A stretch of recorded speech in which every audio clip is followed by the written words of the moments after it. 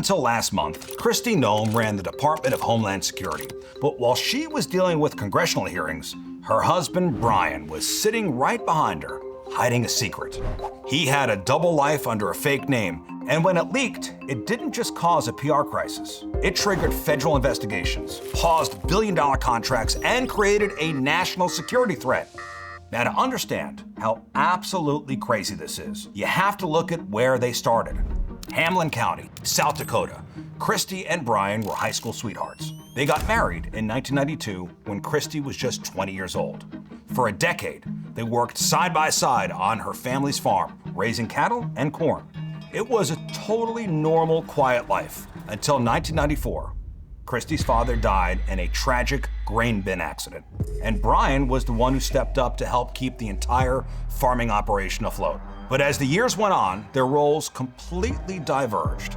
Kristi's political profile exploded from the State House to Congress to the governor's mansion. But Bryon, he stayed grounded. He ran Noem Insurance in a little town called Watertown. Neighbors described him as the ultimate supportive husband who stayed home to raise their 3 kids while his wife became a national figure. But fast forward to early 2026. The yeas are 59, the nays are 34. The nomination is confirmed.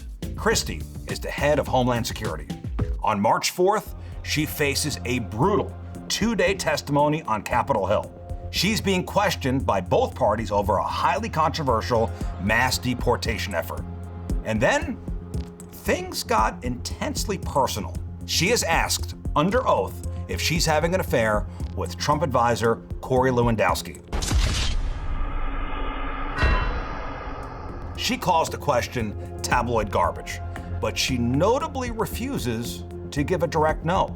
The very next day, March 5th, President Trump fires her. I have great respect for your tenacity, for the fact that you just don't give up. Kristi. You're fired. She's moved to a special envoy role, which is seen as a demotion. And sitting right behind her on national television, watching this entire humiliation unfold, is Bryon. So the media smells blood. Sean McCreish, a reporter for the New York Times, he's got a hunch. He thinks the real story isn't Kristi. It's the husband left behind in South Dakota. On March 30th, McCreish flies to the tiny town of Castlewood. He's literally knocking on doors, asking neighbors, what does Bryon think of all these affair rumors? But while the New York Times is digging around for a story about an affair, a totally different outlet drops a bombshell that no one saw coming. On Tuesday morning, March 31st, an exclusive report drops in the Daily Mail. It turns out Bryon Noem had been living a secret life online for 14 months under the fake name Jason Jackson. According to their investigation, Bryon transferred more than $25,000 to online models using Cash App and PayPal.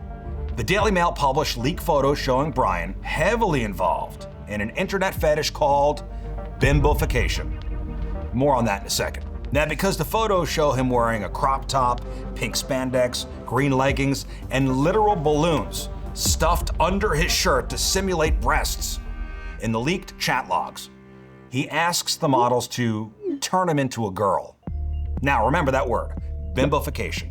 Rolling Stone did an article on it back in 2021, and it turns out it's a subculture where people dress up like highly exaggerated dolls. Their whole slogan is literally, no thoughts, head empty. It's this bizarre way to turn your brain off and escape reality, I guess. That could be a whole nother video. Let's get back to the story. How did the Daily Mail actually get a hold of this? How did they link a secret account back to Bryon? Well, this wasn't just some anonymous internet leak. There was a face to it. A webcam performer named Lydia Love came forward. She claimed Bryon was one of her regulars for 2 years, paying up to $25 a minute. She described how she would direct him to wear leggings and a silicone chest plate or balloons while performing on camera. But Lydia brought up a really good point. She called it the no way factor. She went public saying there is no way in hell Kristi didn't know. Her argument was that a spouse doesn't just start a hobby like this without a partner noticing, especially when $25,000 goes missing from the bank account. But how did Lydia know this real identity in the first place? because according to reports, he made a massive mistake. He gave a webcam model his real phone number. She accidentally pocket dialed him, and it went straight to his actual corporate voicemail. No insurance, please leave a message.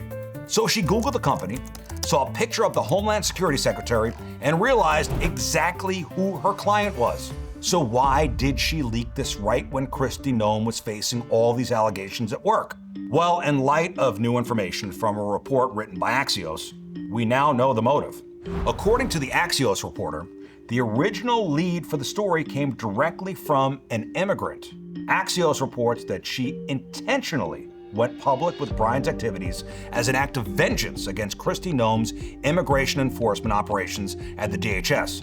The Daily Mail also published a screenshot of a text exchange. Now, once the model realized who Bryon actually was, she asked him about the rumors that his wife was cheating on him with her political aide, Corey Lewandowski. Bryon texted back, "I know, there's nothing I can do about it." And here's where it gets crazy.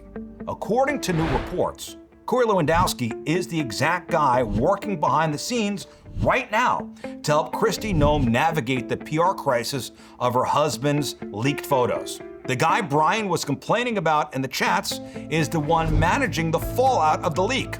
Back in South Dakota, neighbors were in complete denial. One neighbor went on record saying he assumed the photos were AI-generated deepfakes.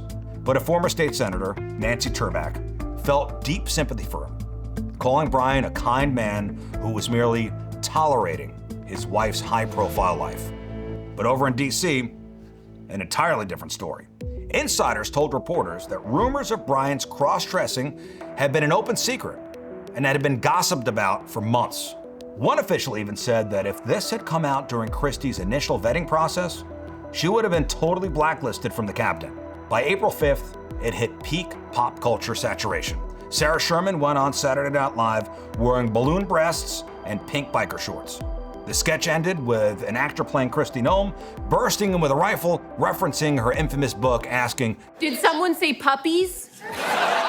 Meanwhile, a gay bar in D.C. called the District Eagle literally hosted a bimbofication kink night, offering double D drink specials.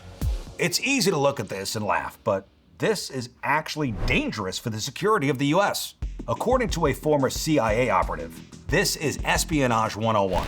Bryon gave his real phone number, compromising photos, and a massive digital paper trail to strangers on the internet, all while his wife literally ran Homeland Security.